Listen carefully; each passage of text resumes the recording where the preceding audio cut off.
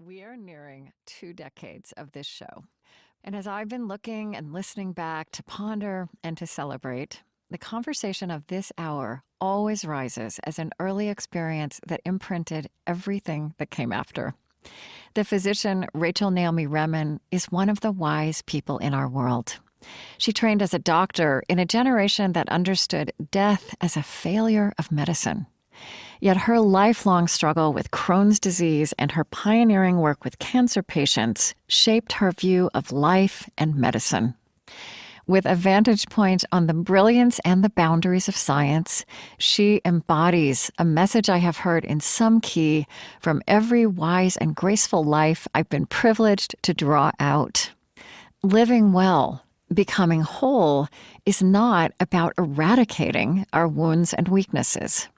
In fact, she says, the way we deal with losses, large and small, shapes our capacity to be present to all of our experiences. That arresting notion and the distinction Rachel Naomi Remen draws between curing and healing makes this an urgent offering to our world, the healing we are all called to receive and to give, even in a universe of loss. I'm Krista Tippett, and this is On Being.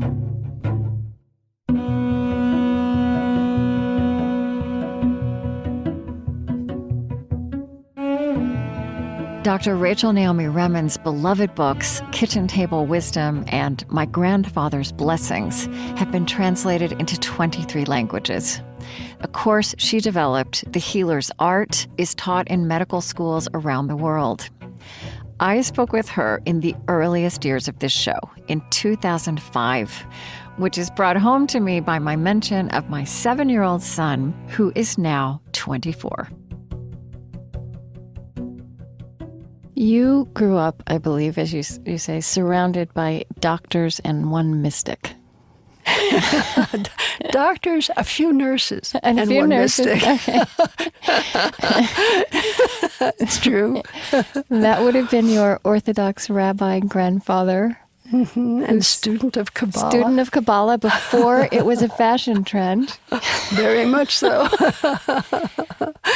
Oh, and he was a flaming mystic, and he was also a magnificent storyteller.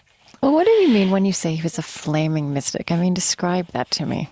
What that means? Oh, it means many different things. It can mean a scholarly thing, like the study of a school of mysticism like Kabbalah. But it's also a way of seeing the world. My grandfather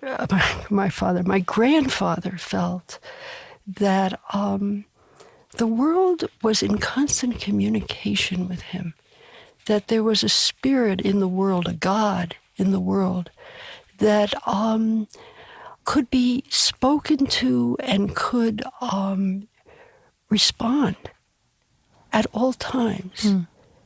That there was a presence in the world that was holy and sacred, and that he was in constant dialogue with this as he went through the events of his day. I think mysticism can be defined in many different ways. I didn't know that my grandfather was a mystic. No? I just knew that the world that he lived in was the world I wanted to live in too. You recount this idea of the Kabbalah, which I had known, but I don't think maybe because you're a storyteller, it was very vivid for me that this idea that at the beginning of the creation, the holy was broken up, right? Oh, the story Flew of the into birthday of the sparks world. at the beginning of things. And you know... The story of the birthday of the world, yes. Is that how he told it to you?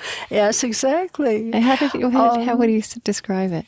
Actually, Krista, this was my 4th birthday present, this story. And if you'd like, I'll tell it to you. Yes, do. Yeah.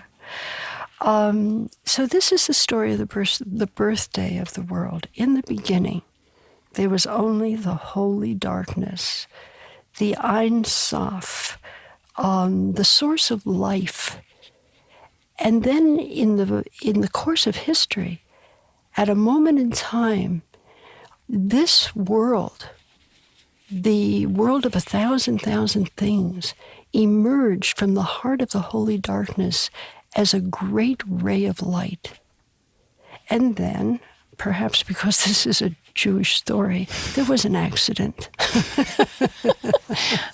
And the vessels containing the light of the world, the wholeness of the world, broke.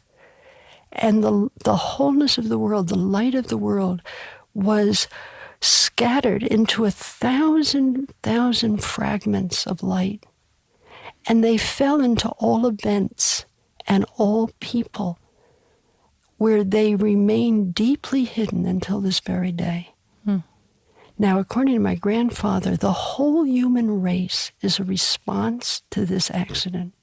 We are here because we are born with the capacity to find the hidden light in all events and all people, to lift it up and make it visible once again, and thereby to restore the innate wholeness of the world.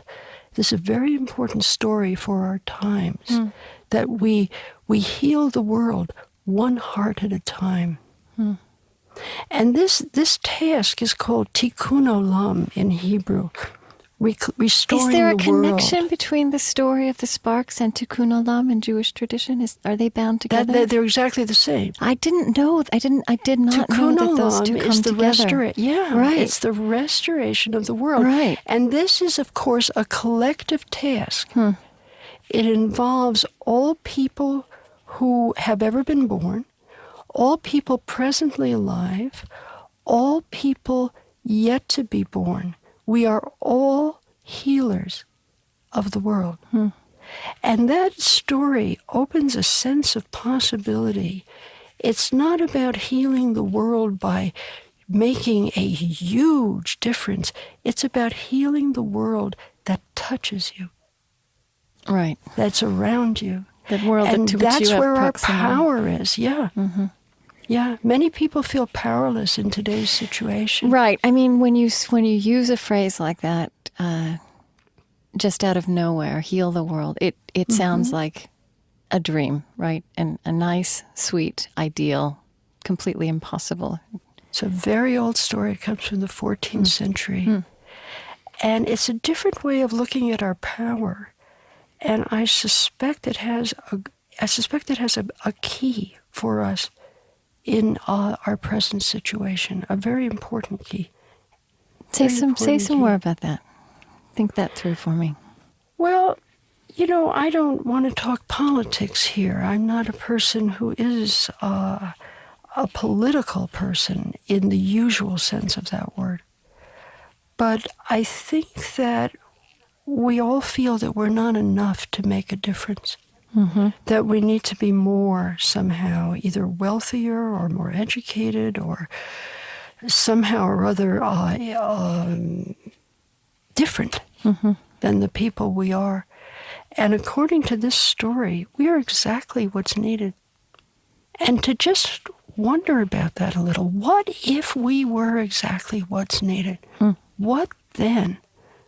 How would I live if I was exactly what's needed to heal the world?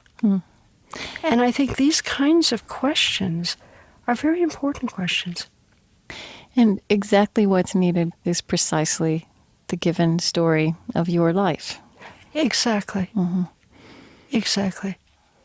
And the story, people will say about a story like the story of Tikkun Olam, the birthday of the world, well, how can I make a difference when I'm so wounded myself? How can I make a difference when I feel so not enough? But it's our very wounds that enable us to make a difference. We are the right people, just as we are. For example, my own wounds, my own sufferings have enabled me to feel compassion for the sufferings of others. Without my suffering, I wouldn't understand the suffering of others or be able to connect to them.